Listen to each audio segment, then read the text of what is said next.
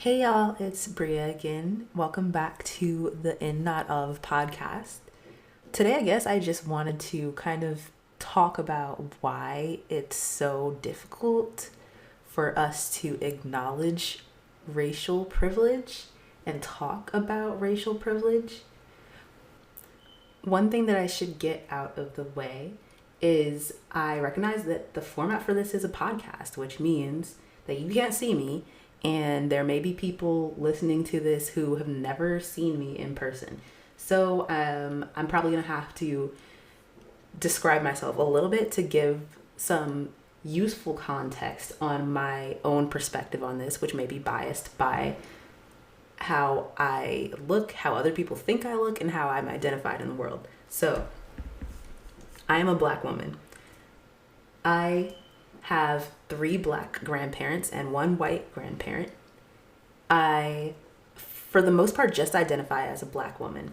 I have been asked, usually by other Black people, or at the very least by other people of color, what I'm mixed with. So I know that there are people who look at me and think she doesn't just have Black ancestry, but I rarely get that from white people.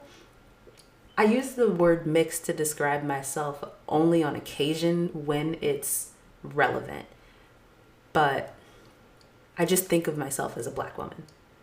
So the context with which I'm approaching this discussion is going to be from the perspective of a person who just primarily identifies as Black, is primarily, to my knowledge, identified by others as Black, doesn't really deal with the experience of being considered racially ambiguous. Like, I don't have people ask me, "What are you?" Recently, I was talking to someone about a celebrity who has 1 Black parent and 1 white parent, and in my opinion has quite light skin. And throughout this episode, I'm going to be intentionally only using the phrase white passing with caution. And the reason for that is because it's a very fraught phrase, and many people say, and I think I agree, that the most accurate way to use the phrase white passing is to describe more of an action than a particular phenotype or threshold of melanin. And I largely agree. However, I do think that often people come down on others really hard for misusing the phrase white passing when they actually know what the other person is trying to communicate. And sometimes it can feel, in my opinion, again, a little bit pedantic and academic. I just sometimes feel like people will be having a genuine discussion about something, and because someone is not well versed on what white passing actually means in a historical context, and because they are using it in the kind of colloquial way that's been somewhat divorced from the historical context of what white passing constituted in a particular time and place, specifically in US history, people will latch on to the fact that, like, oh, well, that's not technically correct, and it'll completely derail a discussion. And so obviously I know that the phrase white passing is attached to a particular period in American history, specifically, in which segregation was written into law, and there were people who, depending on what they looked like, even if they were legally defined as Black and seen as Black, would temporarily or permanently present themselves in a way that allowed them to access benefits in society or certain places that would only be accessible to them if they were legally identified as white. Just in, I guess, casual terms, kind of like finessing the definition of who's Black and who's white in order to create opportunities for themselves or conveniences for themselves. And so what often happens is somebody who has very light skin right now in 2023 gets called white passing by someone who doesn't know better, and someone who's very well versed in its historical context and maybe has like a PhD in African American studies or whatever it might be, corrects them, and they're like, no, white passing was this whole like thing and process that they had to do.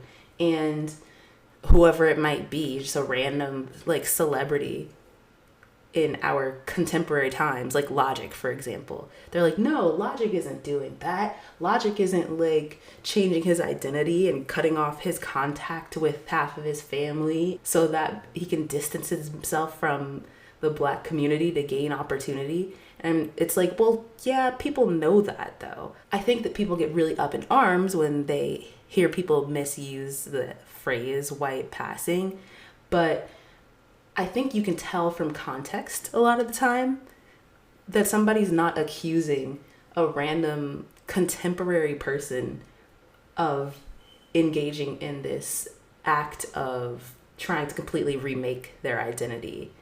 They're just misusing the phrase. I think a lot of the time people are just trying to say, I think that this particular person has the privilege of being ethnically ambiguous enough to not be instantly identified as Black. And that's very long and very complex to say. And so sometimes people are just like, oh yeah, he's white passing. And then people are like, no, he's not. And it's like the meat of what they were trying to say is that they feel that this person has privilege that others don't.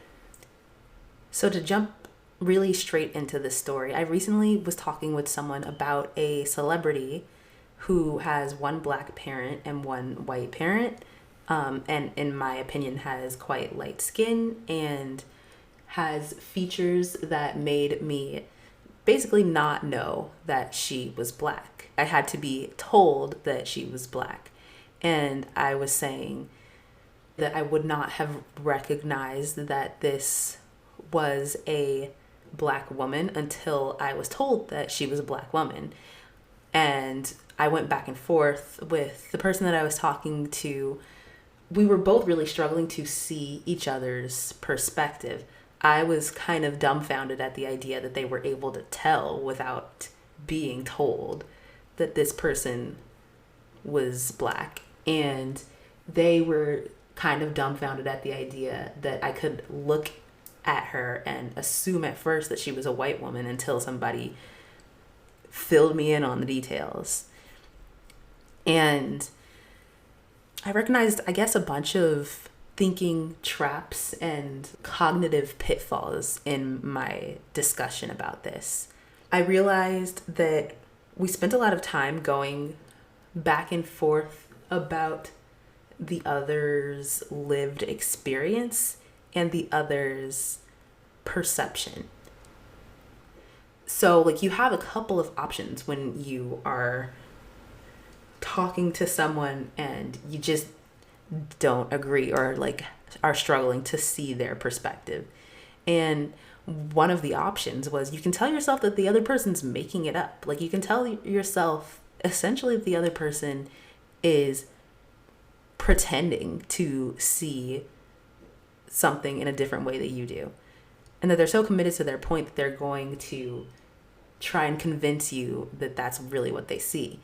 And that is something that neither of us wanted to do. Like that's a pretty hostile assumption to make.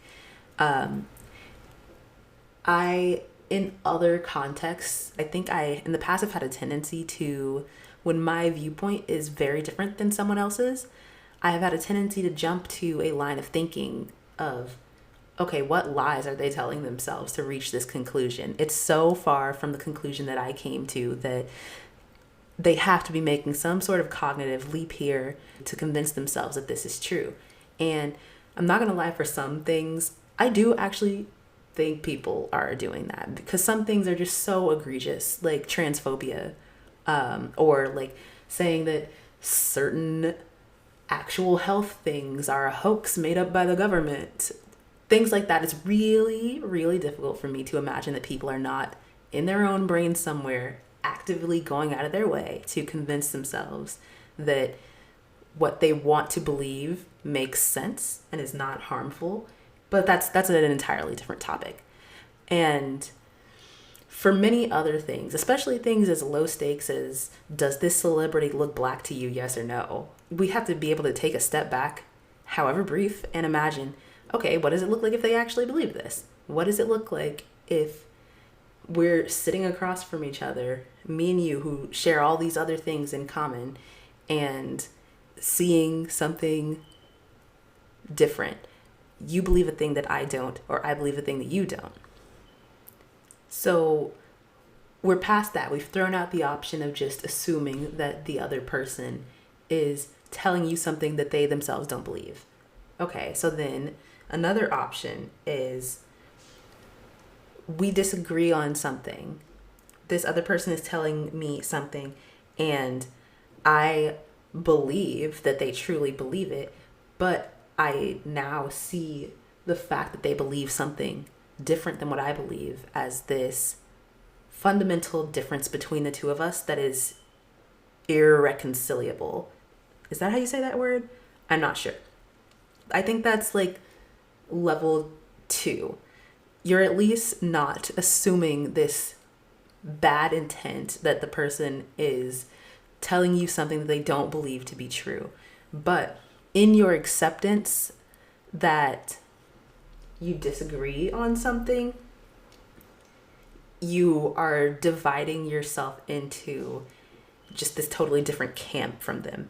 You're telling yourself that we can disagree on this, but it's going to change the way we see each other, you know? And so I think the exercise to get to level 3 is to ask yourself, okay, what does it look like if me and this other person do not agree on this thing? Does it have to mean that we are at odds? Does it have to mean that we're just different? And this is a difference that divides us as people? Or does it just mean that we are not the same person and their context is different and their experience is different? So that's us going from level 1, you're making this up, to level 2, you believe this, that's crazy, I can't believe you believe that, to level 3, you believe this, I believe something different, we can still be connected.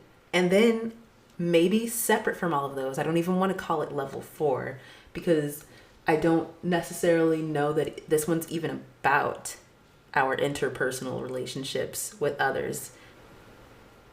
This one's really about our relationships with ourselves. And for this one, I'm going to come back to talking about racial identity and racial privilege, racial ambiguity, all of these things. If someone doesn't see a person the same way I do, or even doesn't see me the way I do, what does that mean for who I am? Something that I think is also a really important piece of context is that I grew up in the Bay Area and I live in the Bay Area. And I think often people in the Bay Area actually have just as hard a time, or even a harder time, talking about race compared to other parts of the country. And sometimes I think that's because we are told or want to tell ourselves or delude ourselves that we are 3 steps ahead of other parts of the country on all topics related to justice and equality, when in reality we're not.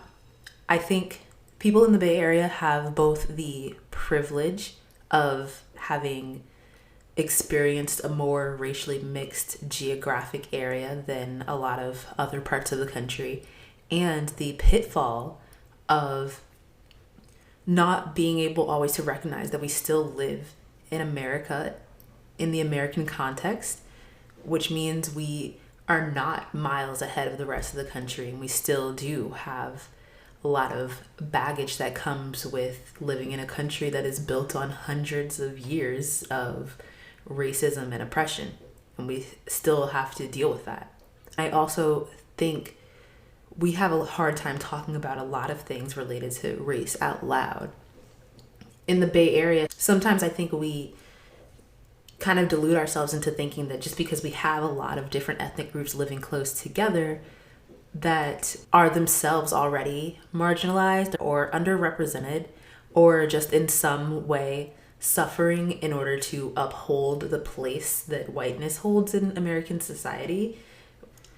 Sometimes we can fall into the trap of flattening the world into this binary of either that Norman Rockwell painting of Ruby Bridges trying to go to school or just this like racial utopia melting pot. And the reality is there's nuance and tension between groups, and sometimes we just don't want to talk about it because it's more complicated than that.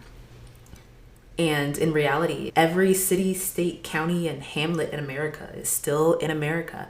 And to tell ourselves that anywhere is immune to racism or has evolved past it is really holding us back and not allowing us to address real problems that exist. A thing that I think that we struggle with a lot in the Bay Area is I think we find it really difficult to say out loud that groups that are marginalized in some way can perpetuate behavior that contributes to the marginalization of other groups. And sometimes I think people in the Bay Area don't even want to think about it. It is more comfortable for people to latch on to this dream of being post-racial, even when reality and the life that they are living doesn't actually offer any evidence that we are beyond race. The way that this actually starts to play back into the main topic is there are tensions between non-white ethnic groups, and it is possible for groups to perpetuate sentiment towards each other that is negative or discriminate against each other. And I think that sometimes people trying to find others that look like them or that share their background is actually an attempt to find a safe space. As uncomfortable as it can be to admit, there are consequences, I think, to assuming better intent than people actually have. There are consequences to assuming that you're in a safe space when you're not, or getting comfortable and then finding out that you are not with people who see you in the fullness of who you are as a human being. It hurts more when you think that you are in a safe place and then you find out that you are seen as other. And so I do think that to some degree, people trying to figure out where can I be myself and where will I not be judged, for example, for being a Black woman, a lot of the way that we go about it is a survival mechanism. So what does that have to do with this whole concept of racial privilege and how it relates to racial ambiguity? Well, so I have worked at some big companies that, as no surprise to a lot of people, sometimes have had an underrepresentation of Black people and of Black women. And there are often employee resource groups that create this safe space for Black employees to get together and get to know each other and feel like they're not the only one. These groups exist for a reason, and they are incredibly valuable. And I know that groups like these have helped me in my career tremendously and have created a space for me to feel like I'm at home in places where every other corner sometimes made me feel like I didn't belong. I have seen a noticeable improvement in my confidence and in my belief that I belong in the field that I'm in, and in my ability to show up as myself at work when I have had access to groups like these compared to when I haven't. And that tells me that it's not just about, okay, make sure we have like one black girl in the room or one black girl on the team, and there we've like done our diversity work. That tells me that there is so much value in being able to commune with people who share my same joys and struggles in this really meaningful way. And it also tells me that if I had to do it all over again and feel like I just have an audience of people who cannot relate to the experience of being a black woman, it's really easy to always feel like you are on display or performing or not able to just authentically be yourself. And whether it's intentional or not, being surrounded by a group and feeling like the other is something that underrepresented people have to deal with. So when we're seeking out like an employee resource group that has other black people in it, or wanting to live in a neighborhood where our kids will not be the only black person going to their school, those kinds of things, that's not us just trying to run away from the unfamiliar. That is us trying to root ourselves in something that we know strengthens our identity and strengthens our ability to succeed and bring others with us.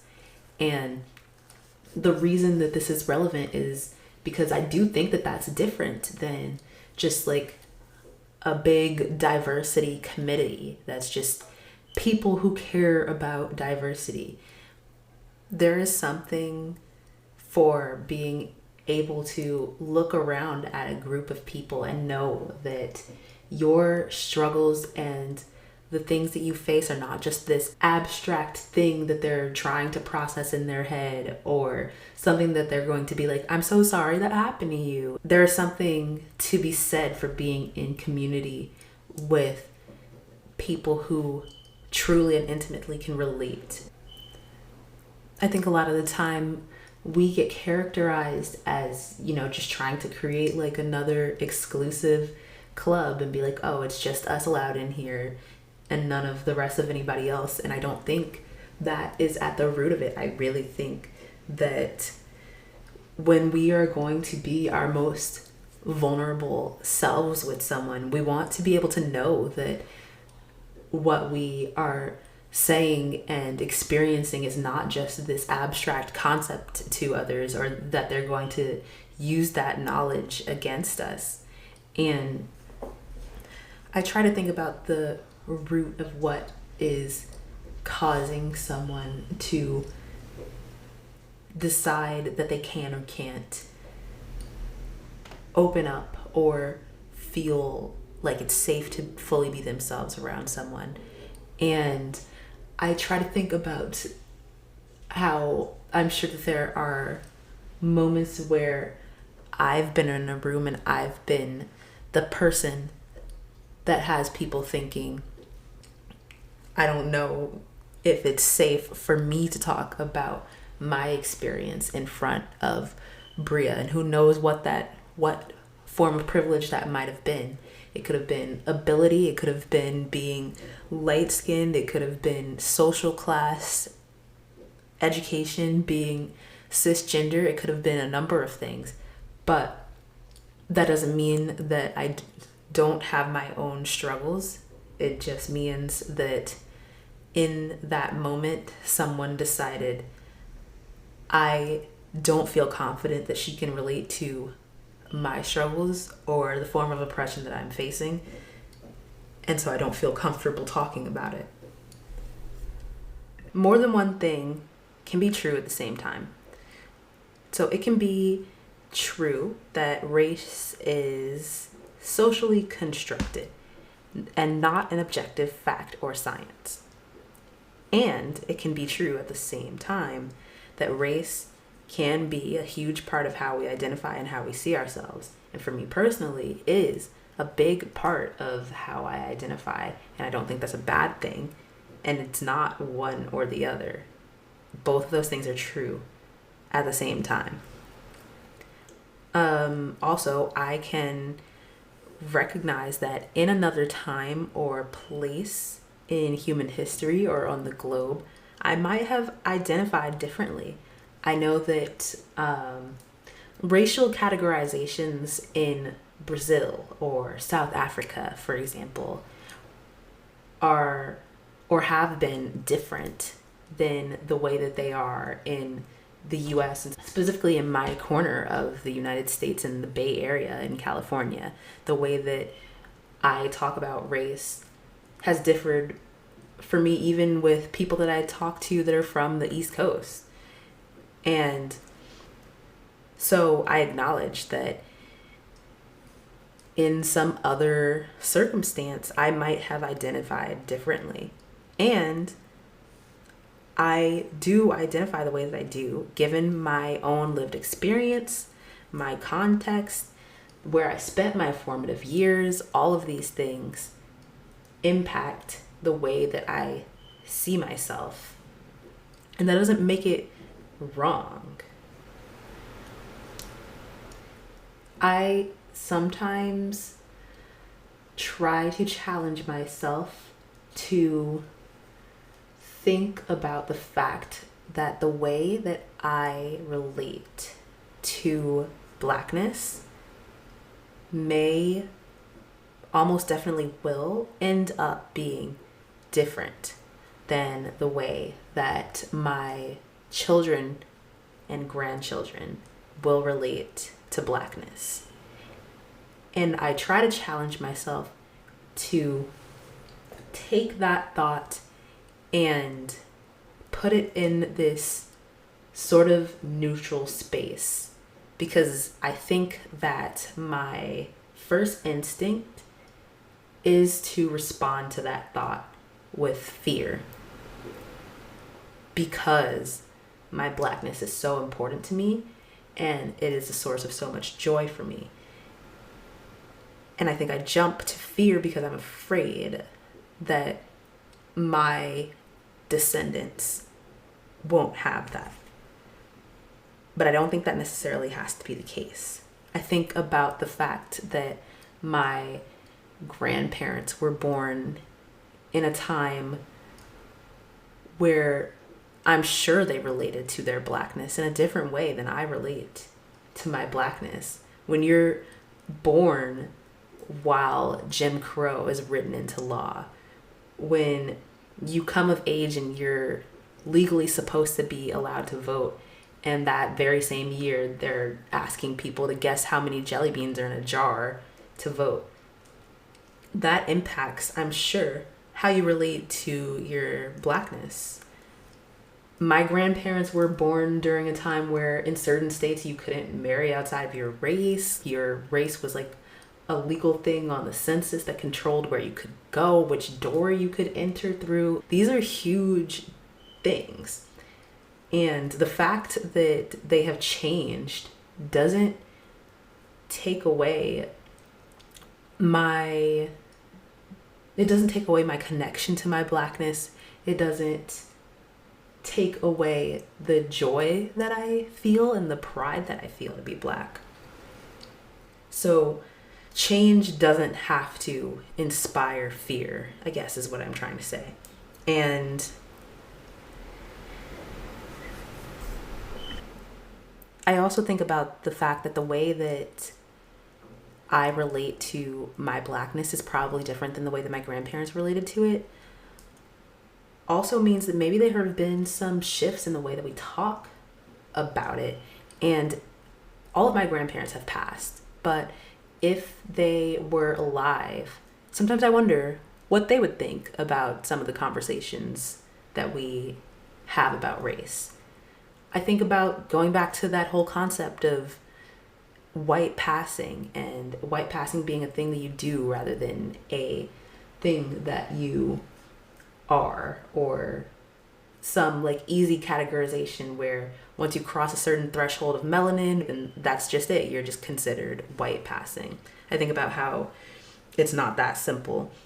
And sometimes I guess I worry that what if the definition of blackness changes and there comes a time where the way that I relate to it is no longer seen as relevant or seen as outdated. I often find myself kind of bristling and feeling uneasy in, oversimplified discussions of whatever. Like in 2050, the whole country's just gonna be like some shade of beige and race isn't gonna exist anymore. Because one, that's not true. Like, it's just not true. It's 2023 right now, and there are dark-skinned black babies being born today. But two, I take a lot of pride in my blackness, and it's scary to me to think that we would go away. I think about that billboard by Alicia B. Wormsley in Philadelphia that just says there are black people in the future. And this is something that I keep coming back to over and over again.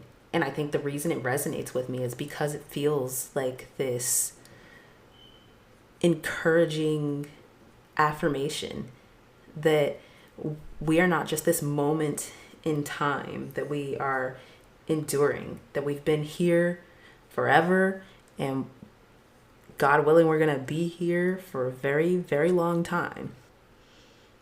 So when I'm thinking about these kinds of things, I just try to think to myself, if someone's context ends up being different than mine, if someone were to see me as a black girl with an asterisk, for whatever reason they might choose to add that asterisk, the way that I talk, the way that I look, where I'm from, doesn't really matter. Does that change who I am? And I just don't believe it does. I have been a black girl since before I came out of the womb, and I'm going to be a black girl until the day that I die. I sometimes think about whether or not there is an afterlife, and if so, does race still exist in the afterlife? And honestly, I'm sure not everyone agrees, but I like to think that I'll still be black after I'm dead. And there's nothing that anyone could say to me or do to me that could make that not my identity. I just feel like black womanhood is just this core of who I am.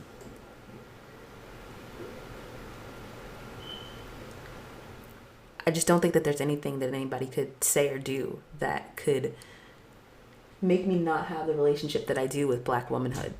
And honestly, there's a lot of joy in that. There's a lot of there's something genuinely exciting to me about black womanhood, about its enduring power, about my confidence that no matter what is given to me or taken away from me in this life, that being a black woman is this fundamental part of who I am. And there's nothing that anyone could say to make that not be the case. And I know that's an interesting perspective to take for this podcast because I'm talking so much about being in but not of. And I know that that's not the same perspective that necessarily everyone else takes. I've seen people describe themselves as, in a insert body. And I respect that. I know that specifically womanhood, to some people, is not expansive enough to encapsulate how they identify or what they are experiencing. And I respect that too. For me, it just feels right. I think of black womanhood as a gift. I think that Black womanhood is a gift that I have been given and something that I never have to give back. And that's an interesting thing for me to kind of work out in my head because, for example, my healthy, strong body right now that can do ballet and run up the stairs and chase my cats around, I think of that as more like a loan. It's something that I'm borrowing. Eventually, I am going to have to give it back. And there will come a point where I can't like crawl under the couch to reach my cat. You know, even my cats themselves, I don't get to have them forever, and I don't like to think about it or talk about it because those are my babies. But I know that I am temporarily borrowing my experience with these little furry creatures. But there are certain things that really feel like they are mine. They're not something that I'm just temporarily borrowing or this ephemeral thing. And Black womanhood is a big thing in that category. And I'm so grateful to be experiencing it and to have it. For this episode, I don't have a lot of strong takeaways or exercises or whatever it might be because I just think it's too big a topic and too ongoing a topic. It's not a topic that I'm going to try and convince anyone I have any answers to. And in fact, I think that our desperate pursuit of easy answers on this one is actually one of the main things hurting us. So I'll really just leave you with some things that I believe to be true and that I find important for myself, which are, I don't believe that the one drop rule serves us. I don't think that the one drop rule was ever intended to serve us. I don't believe that acknowledging the privilege that comes with having lighter skin or features that are more closely associated with whiteness has to be equivalent to erasure. I think that we can talk about these kinds of things with nuance. I do believe in taking stock of how our language and our silence helps or harms others. And I do believe in the enduring power of Black womanhood, and I believe that there are Black people in the future. Thank you so much for tuning in to episode 5.